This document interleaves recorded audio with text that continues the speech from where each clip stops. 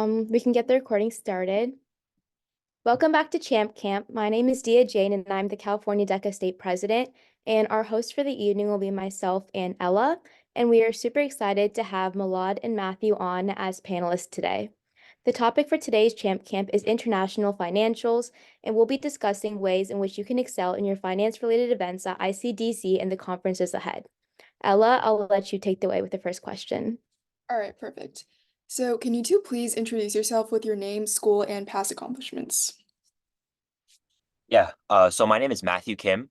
I'm currently a junior at North Hollywood High School, and last year I won first place in accounting applications. Yeah, and I'm Milad Rasuli. I'm a senior from Carmont High School. And then in my sophomore year, I won third place in PFN. And then last year, I won second place in business finance. Awesome. What made you guys choose finance as your focus for competitions? Yeah, so I've always been interested in business. Um, but for me at school academically, I think my best subject my whole life was probably mathematics. And so for me, finance was sort of that logical gap between math and the business world. And so I thought just with my skills and numbers, I could have a bit of an edge there. I also chose finance because, like, just me personally, I know that like speaking skills aren't one of my strengths. So I wanted to choose an event where sort of hopefully my content knowledge could help carry me through a little bit more to get better scores on role plays, whereas opposed to marketing and those other career clusters, I think that, they definitely grade you a little bit more harshly on your overall like demeanor and speaking skills. Yeah, and I chose it for kind of similar reasons. So like during COVID, like during like eighth grade in my freshman year, like I started doing like a bunch of stuff with like the stock market and investing, and like I found it to be like pretty cool. So then, like in my sophomore year when I joined DECA, like finance was the thing I liked the most, and like I loved learning about it and stuff. So then I continued to do it, and like it was super fun, and like that makes it like easy to learn about it and like ultimately like do well in competition and stuff. Okay, that sounds great. How do you guys prepare leading up to your competitions, whether that's researching information or studying for the test? Yeah, so last year, as far as tests go, I think to get a good test score, there's really no shortcut around just taking like basically as many practice tests as you can. Like not too early because you want to still have the questions sort of still in your mind. And like if you take enough, like you'll definitely see repeats at your states and maybe even internationals. I'm not sure if I remember seeing repeats, but you'll definitely see some repeats which are free points. One thing that helped me was when you're self-grading your own practice tests, make sure you go through their answer key and read their explanations for the ones you got wrong. And if you do it enough, you kind of like start thinking like a test maker. And so when you're taking a brand new test, you're sort of in that mindset of how they think, so you get the right answer. As far as role plays, I think last year I took sort of like a unique approach to prepping for role plays.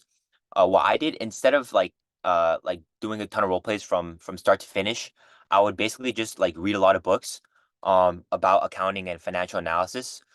And it can sound like a lot of work reading a lot of books. But for me, one thing that I did to help me like basically like maximize my time is like every day, like on the drive to and from school, I would just read a book. And that way I wasn't really like spending, much more time of my day studying, but I would still be learning a lot. Um, and then before, so like I would basically read books for as much as I could before the competition. And then like the weekend before or the week before, then I would start actually opening up the role plays. And I wouldn't do like each single one like to completion, but I would just look at the PIs and I would make sure that I had something in mind, right? So if I saw a PI where I was confused or I didn't know how I would like structure my ideas, I would just sort of think it out loud. And so that way, if I see a PI on the actual competition, I can just skip through it because I already know sort of, what I'm gonna say on a broad sense. Yeah, that's how I prepared. Yeah, I mean, I had a pretty similar strategy. So like for me, when it comes to tests, I've never been too good at, like multiple choice tests and stuff. And in like my first 2 years, that showed. But like last year, what I did was like I just like did an insane amount of like those multiple choice tests, and I also like used some resources our school got with like Competition University and DECA Plus, and then just like grinded those tests out. And then like Matthew's right, like sometimes like at states, like you'll literally see like 5 questions like the exact same as like Competition University and stuff.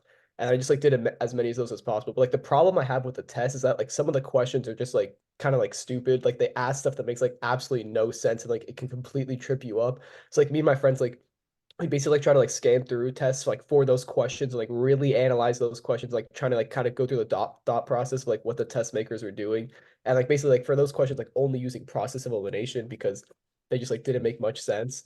And then when it comes to role plays, I would say like I followed like a similar strategy where like the number one thing for me was about like immersion into like the actual world of like finance and business and stuff. And I think like that's the most effective way to like separate yourself from people, right? So like I know like the basic study strategies like studying the PIs, like basic terms and like knowledge of like the field. But like I think like genuinely like for me, like I like invested like my own money and like other money for other people, right? And it's like as you do that, you like you research like different businesses and companies, right? And like as you research these like businesses and companies, you like perform financial analyses and like naturally like you learn like a tremendous amount about business and finance, but then you also learn more stuff of like real world examples. So like during like your role play, like you could bring up some like crazy example about like Meta, like recently, like if you're talking about like amortization, you could be like Meta recently like expanded the number of years they're going to amortize the cost of their data centers, allowing them to like make more money this year and like spread out that cost over a longer period of time. Like stuff like that is just like insanely good because it separates you from a ton of different people, right? And then also like it can be as simple as just like reading like the news every single day of like current finance events. And then like really I would recommend like really learning like the financial statements and like accounting is like the language of business, no matter what finance event you do, just because like it translates so well to everything and really ensures like you can kind of get yourself out of any situation if you don't know something. That sounds great. Next, how do you set yourself apart from other competitors in your role plays? Yeah. So this is something that I think I've just been asked personally a lot, and I actually don't really have a special answer for this because like my whole life, I basically just or my whole DECA career, I would just sit down and just like talk as much as I could. I never really I did have like upperclassmen tell me that you can make business cards, you can make special visuals, and I think if that works for you, then you should do that. But, for me, I never really had time uh, to make those sort of, extra special accents because if I had any extra time, on my event, I would use it to think about my PIs. So for me, I think I set myself apart simply just by knowing more than others. Um and another thing I would do actually is I would bring up examples, and historical instances of what I'll be talking about. So just like a simple example, if I'm talking about accounting fraud, then I can bring up things like Enron and stuff. And if you have unique examples, I think especially if your judge is knowledgeable, then it can really like help you stand out because it makes you seem well versed in your field. Um, but yeah, I don't really have a special answer for this. I would just talk as much as I could. Yeah, I would say I had a slightly different approach. Like the way I thought about it, I mean, it's completely valid, but it's like the way I thought about it was like everyone like kind of like gets the basic information down, but there's like three separate ways I try to separate myself. Like first was like with visuals. I know we're gonna get into it more later, but like trying to have like a lot of visuals. And like what I would do is I would like write down like one bullet point or sometimes like no bullet points for the PIs in terms of like stuff I wanted to say. I'd just like draw visuals representing what I wanted to say and kind of like think about what I had beforehand and kind of like say it on the spot. And that worked a lot better because like these visuals like they help to like grab the attention of the judge. It makes you stand out because like not everyone is doing visuals. And then also they can be like really unique compared to just like talking. Like I find it like sometimes like for our club, I listen to someone do a role play and like when they're talking, like I phase them out like really easily. And I imagine also like a judge who's gone through like 20 people in one day, like listening to them talk about the same PIs, like you can easily like zone out like what they're saying. So like number one, it'd be like visuals. Another thing I like to do is that like it's kind of like the soft skills, but it's like being like really passionate. So like when I'm talking, like using like a bunch of hand gestures, like smiling a lot if I see they're like fading off, like sometimes like even like cracking a joke or like saying something like kind of weird just to like get their attention or like get them smiling. I find that works well. Like at ICDC last year, like after one of my role plays, I told my judge like, "Oh, I really like your accent. Where are you from?" And she like talked about she was like from Mississippi and stuff.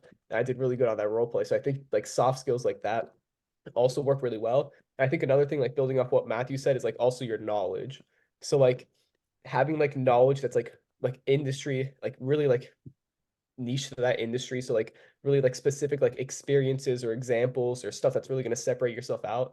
Like one thing I found that like my judges at district center like this, but my judges at states and ICDC love this was like when you kind of like go a little bit off what the role play said. So like much of my role plays that like gave me like the income statement of a business, right? And so I acted like, oh, like, you know, this income statement is great. Like I can draw like these conclusions from it. But if I also saw the balance sheet and the cash flow statement, and like if we were a publicly traded company, I could draw like these conclusions as well about like how we should operate the business or like make these decisions.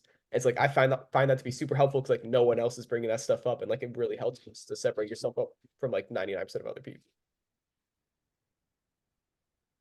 That's great. Going off of like what you said about visuals, what visuals do you normally like to display during role plays?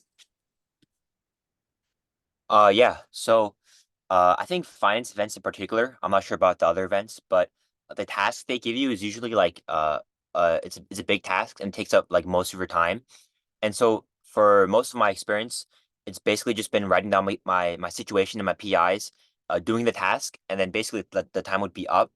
And so generally speaking, I didn't use any visuals outside of the task. So if they wanted me to outline a budget or create, you know, a general ledger, I would do that visual, but then nothing extra after that. If I did have time, I found for me what was most helpful was just you know, developing my PIs more, either writing my ideas down or thinking about what I would say in my head. And at least personally, that was I think that helped me to perform better at the end of my role plays. Um, but at the end of the day, I think you should just do what works best for you. If you think visuals help you to think better and they'll impress the judge and they won't detract from your overall quality of what you're saying, I would say totally go for it. But just for me, I don't think it was helpful to my thought process. So I never really used any visuals outside of the task. Yeah, yeah, I agree with Matthew. I think like it depends a lot on like the type of events. Like for business finance, for example, like ICDC last year, like one role play I had, I spent like the entire time trying to do the calculations. I drew like one like visual that was like basically nothing, right? But like when I did draw visuals, which was for like most of my role plays, it'd be kind of like it'd be really interesting stuff trying to like draw something from when they really give you nothing. So it's like a lot of times they give you like some numbers displaying some trends. So I'd like kind of like draw like quick bar graphs, like displaying like the general trend of like, oh, like revenues are going up, profits are going down, like this branch is like worse than these branches. And that stuff is just like a great like thing you show in the beginning just to like draw their attention and try to separate yourself out. Last year, like if you have like one role play had a ton of free time, so they gave us like not much stuff to do. So I literally like drew out like in like line by line, like an income statement, balance sheet, and cash flow statement when they talk ask you to like talk about those like financial statements, which I thought was like pretty cool and pretty distinctive. And then other than that, it can just be like a variety of things. Like it can be as simple as just like drawing like a huge we had something about like customer service or like how to like treat customers. Like you draw like a huge bus box of like customer and then like over like everyone. You're like customers are over everyone. Like even like kind of stupid stuff like that, I think still works like really well and helps like separate yourself out. That sounds really great.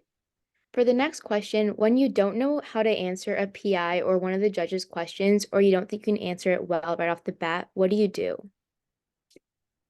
Yeah. So hopefully you're never in a position where you don't know the answer to a question. I think like hopefully you prepare well enough so that you know the answer.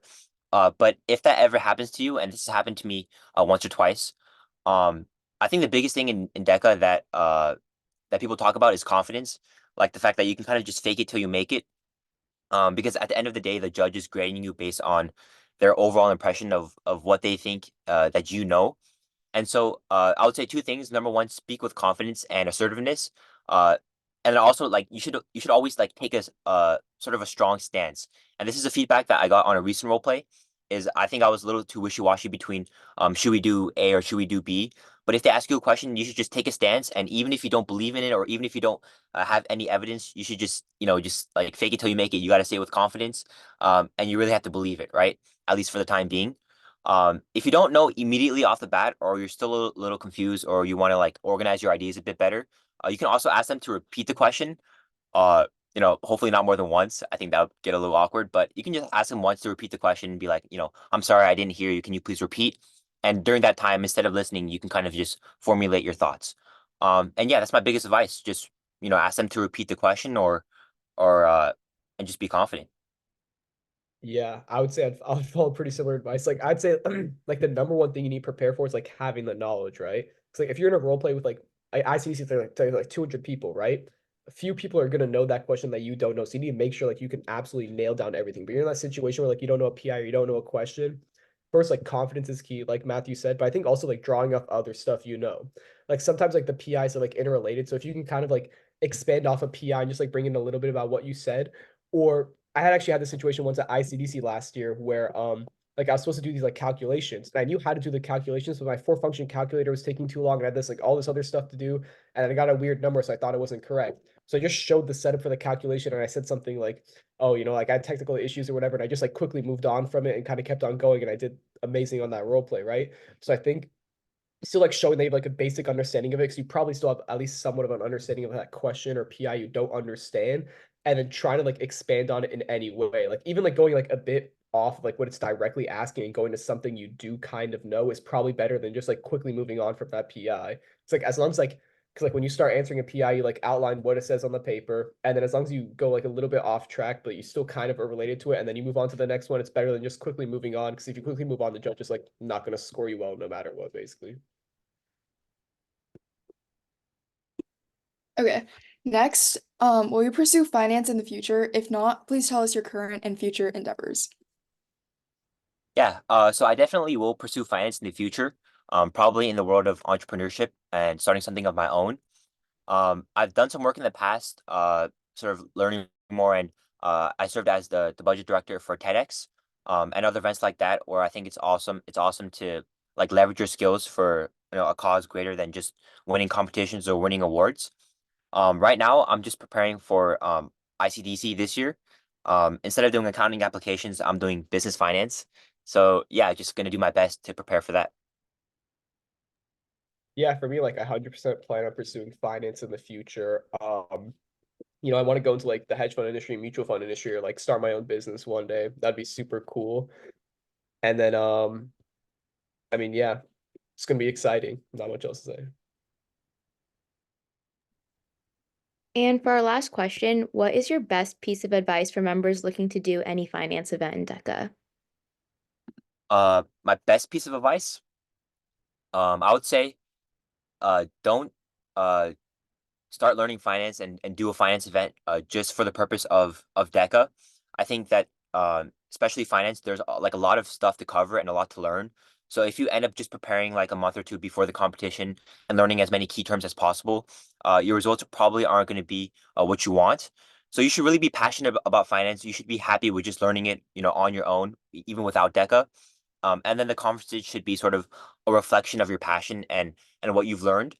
And this is also good because sometimes, actually, oftentimes, like DECA judges, as everyone who's competed, you guys probably know, there's a lot of variation and bias within the individual judges.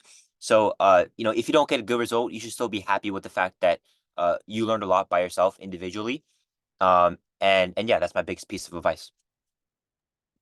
Yeah, out of a similar piece of advice, for competition, I would say it's just like know your stuff. Like you want to like absolutely like cover like not like every area of finance, but like have like a really comprehensive knowledge about like all the fundamentals and like really like extensive and niche parts of it. Like if you know your stuff and like you know it, just as good, if not better than like almost everyone else you're competing with, it's very hard to lose, right? Like there's a bunch of like extenuating circumstances that can happen where it's like, oh, you get super unlucky and it's something you don't know. And like another situation, like you get a bad judge in this stuff, like that stuff really doesn't matter if you just know your stuff and you deliver really, really well. Now, I'd say like the best way to do that, kind of building off what Matthew said, is like immersing yourself in the world of finance. Like not just like preparing like more in advance, but like do like something that you're genuinely love and are passionate about in finance. Like start like investing your own money, start your own business. And like the stuff you learn from like doing actual real world stuff in finance is like 1,000 times more than like studying like key terms and stuff. And like the exponential curve between like doing real world stuff and like studying key terms is like insane. Like you'll never like catch up to the knowledge of like doing real world stuff like just by studying key terms. So I would say like really immersing yourself in the actual world and finance is the number one thing you should do. Awesome. Now we'll open up the Zoom chat for anyone to ask any questions they have that you didn't think were addressed already. And Milad and Matthew, you guys can answer them however you want.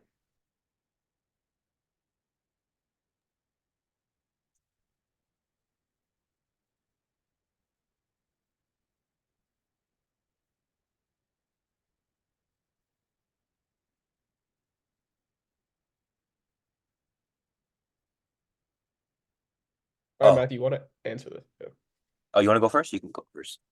Oh, sure. Yeah, I'll go first for this one. So, yeah, like I follow like a few news channels and media. So the number one for me is like Seeking Alpha. Basically, it's like this huge news site about like the stock market and stuff. And like I also publish on there as well. And like I find it super because like every single day of every hour of every day, like give you like updates about like news in the business world. And also like you can like read other people's analysis about like stocks and companies. It's like that's like huge for like learning more about like the industry as a whole. And then also just like basic stuff like the Wall Street Journal, Barron's, like all the stuff like that. You can just like search it up, like top finance news places will help you to like learn more. And basically like that's the number one way to get real world information. Also like when you're studying companies and stuff, so like this is like kind of weird, but like okay, if I'm like looking into a company, you want to look at their like filings with the SEC. So you go to like sec.gov, you put in the company's ticker symbol, and you get like 100-page document of like basically everything the company does. And they have like, you know, like a lot of companies, they have like multiple years of that, like decades of that information. So you can like go back and read those documents, and like the stuff you learn is like insane. Even though like a lot of it is kind of like boilerplate and like government information and like laws, like law and like regulatory stuff, like you'll learn a ton about these companies and the businesses and the way they operate, and like extremely niche stuff like you would never even like imagine learning before. And like you put something like that in your role play, they can like separate you to like another level. Yeah, I would say similar. I also follow Seeking Alpha. I used to read a lot more of that when I was actually investing my own money. There's also a good one called Charter. I'll put that in the chat later. That's very interesting. And I think as Milad said, like the best way you learn about like current real world information is you can just start by investing your own money, whether that's like real money or fake money. And then you can read through a lot of these publications and things like that. And while you're doing it, you're going to see a lot of different acronyms and different jargon. And then if you're investing your own money and you have things at stake, you're going to be curious. You're going to want to like see what those acronyms are, and you learn a lot in that process. Um, to get real world information that relates to DECA, I think there are sort of two sources or two different ways that you can do this. Number one, there are a lot of good like books out there. Like if you just read an accounting book or financial analysis book, all these like informational textbooks, they'll give examples of real world companies to perform analysis on. And so you get background information that way. Another way to do it is to think about examples is to first start with the PI and then think of the example. So I don't actually recommend this a lot, but I will say having like a group of 5 or 6 examples at the back of your head that you can use can be helpful if you're trying to fill up time. So if it's a hard role play, but there's one PI or one point that you can elaborate on with an example, that can help put more filler into your role play and make you seem more knowledgeable. So yeah. Yeah, I still just want to add on one thing like really quick. I remember like one thing I kind of like doing is like adding kind of corny one-liners to like your role play. I remember like in my final role play my sophomore year, I started off with like it was about compound interest and retirement, and I was like, Albert Einstein said compound interest was the eighth wonder of the world, and now I'm going to talk about this stuff. I'm like, I don't know, it's like kind of corny, but it's like so cool, and I think the judges like that type of stuff. So I think stuff like that can also help. But as for the next question, Matthew, do you want to get the next one first? Sure. Okay. So I think structurally everyone does this kind of differently. For me, what I like to do is I like to sort of like kind of close off my role play before the questions come in. So at the end I'll be like, this is everything I wanted to cover. If you have any questions, I'll be more than happy to answer. And then if they have questions, they can ask them. At the very end, you just want to leave with a smile, make sure you give them a good handshake. And yeah, leave a lasting good impression. Yeah, I'd say something really similar. Like you don't need to go too crazy at the end. Just like finish off strong, finish off confident. Don't like try to like tail off and just try to come up stuff to like keep the clock going. Just like finish when you have like everything when you've like said everything you want to say. And I would say it's also better to like finish off with like a strong example and kind of at a peak instead of like you show a strong example, you talk really well, and then you kind of like tail off and like talk about something that's not too important. So then finishing strong, and then also like making sure after they say the questions, you like kind of like play into the role play scenario a lot. And you're like, if you have any other questions, like feel free to contact me as like a consultant or advisor, or like any other problems with the business, something simple like that. And then yeah, good handshake helps too. I think we both did the business finance, but I think you should go first because you want it. Okay, So yeah. Yeah, so for the formulas and stuff, most of the formulas like aren't too bad. I remember last year at the final role play for ICDC, I got something like calculate straight line depreciation, which is like really simple. If you really want to be committed, you can take an accounting class, and that helps you get a lot of the formulas down. But some of the formulas are more complicated. So like there's stuff like calculate like what was like the discounted value of like cash flows like over 10 years. I mean, I don't know if there's like really like a best way for it. I didn't do any like note cards or like flashcards like study terms for like the formulas and stuff. I just like knew it through like an accounting class I took, and then also some like previous stuff I'd done like within investing and stuff. And then so this is actually the thing interesting about business finance is that so like they ask you like PIs, and then they kind of have like four separate questions like later in the role play. And this is like really weird because like these questions are like asking you for calculations and other information. But if you look at the judges like scoring rubric, these questions aren't actually on that rubric, right? So they still score you just on the PIs. So what I did is like the second I get my role play, I organized those like extra questions into a PI just to make it easier to answer them. And even if you do like get them slightly wrong, I think they like don't care like a crazy amount. Like as long as you're not like egregiously wrong and like you got the general idea, sometimes they may like specify afterwards. It's not like the end of the world if you get your thing wrong. But like I would say like focus, like you can focus on those questions they give you, group them into the PIs, and a lot of times they like relate to the PI, so you can answer the PIs pretty well, but still focus more on the PIs because that's still what you're getting graded on. You're not getting graded on those like extra questions they ask. Yeah, so in terms of formulas, I actually wasn't sure what the business finance curriculum covered. But at districts, I ended up getting some like I was surprised by sort of the difficulty of it. They asked for so besides like what he was talking about with depreciation, I would also make sure I know things like net present value, discounted cash flows, the methods, all the methods used to value capital expenditures. Um, and besides that, I wouldn't say there's anything crazy that you should know. And then yeah, he's right. I was actually like this is a good point that Milad brought up.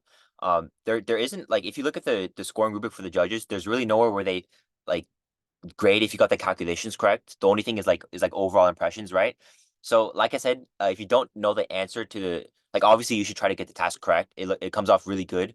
But if you aren't sure of your answer, just make sure you say it with confidence. Or if you're not sure about your final calculation, at least like sort of walk them through what you already know about like some of the process that it took you to get there, even though you didn't end up at the final correct answer. Um and yeah, and I do the same thing as Milad too. Generally speaking, I try to like weave in my task with one of my PIs. So I won't. It's not like a rigid structure where I always start off with the task and then do my PIs. If the task is really only relevant to like the second PI, I'll do the first PI. And then as I'm talking about the second, I'll be like, and I also want to address this issue or something like that. And I think Matthew, you got the next question. What were specific books I read? Oh, yeah, so I actually have this pulled up. I don't remember all of the books I read, but I remember this book in particular. It's not showing. But it's called Accounting for Non-Accountants, by Wayne A. Label. He's a CPA, and I remember this book being really good because it was comprehensive. It touched on a little bit of everything, and just this one book alone, I feel like I understood a whole lot more. So I would recommend that one. Yeah, and in case you wanted books for business finance, I'd recommend just like investing books are kind of interesting to read. You could read stuff like Psychology of Money, like Common Stocks and Uncommon Profits. You can be a stock market genius. Most of the titles are pretty bad, but I promise they're good books.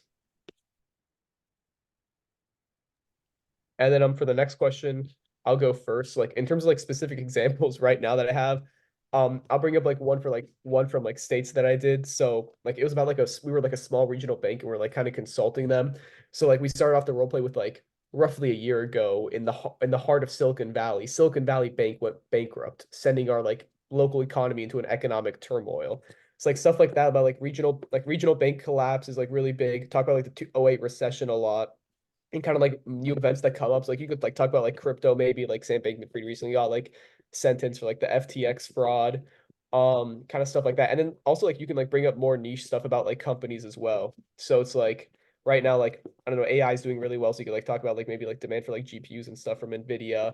You could talk about like specific stuff for like if I'm talking about like manufacturing and stuff right now, I'm like looking at Nike. So I can talk about how like a great business model, we could like follow if we're a manufacturing company, we could like look to like or if we're a company that like sells shoes, I can be like, oh yeah, we sell shoes like Nike, but like we could pivot our business model from like owning the manufacturing to like outsourcing the manufacturing to make it more like capital light.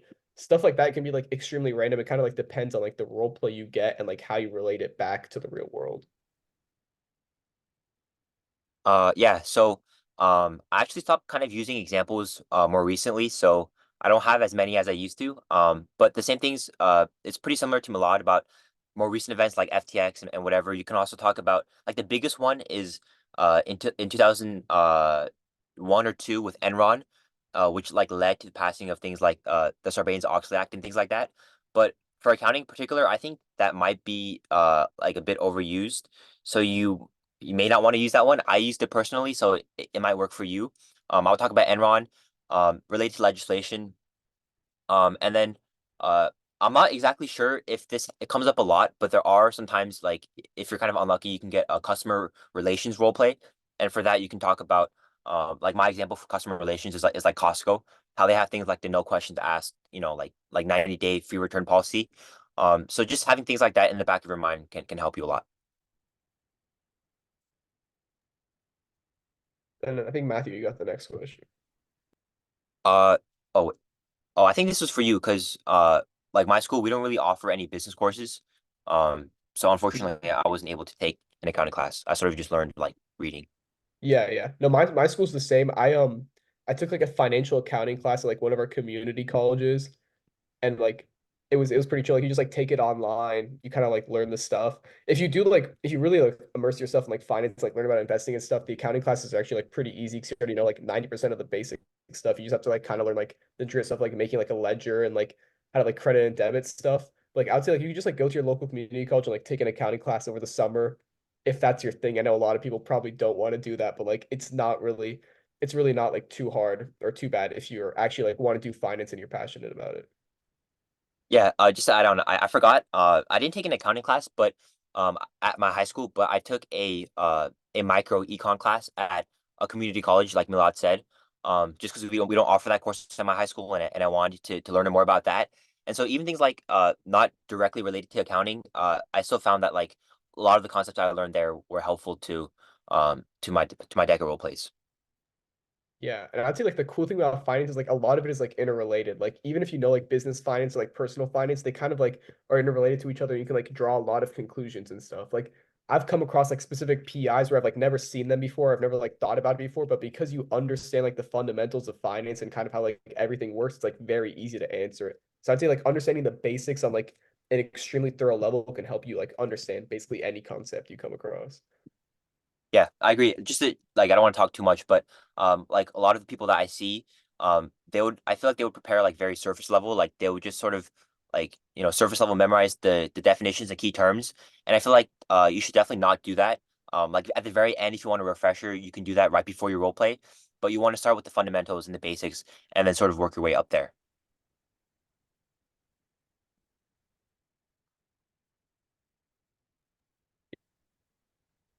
Okay. Thank you guys so much for joining, and thank you Milad and Matthew for joining us tonight. That wraps up the Q&A portion of our Champ Camp for today. So good luck at everyone at ICDC and at conferences in the future.